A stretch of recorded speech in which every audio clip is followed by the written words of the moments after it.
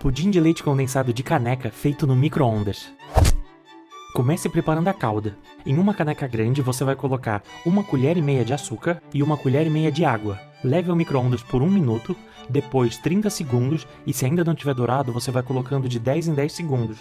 Em um outro recipiente você vai colocar um ovo, 8 colheres de leite e 8 colheres de leite condensado. Misture muito bem esse líquido.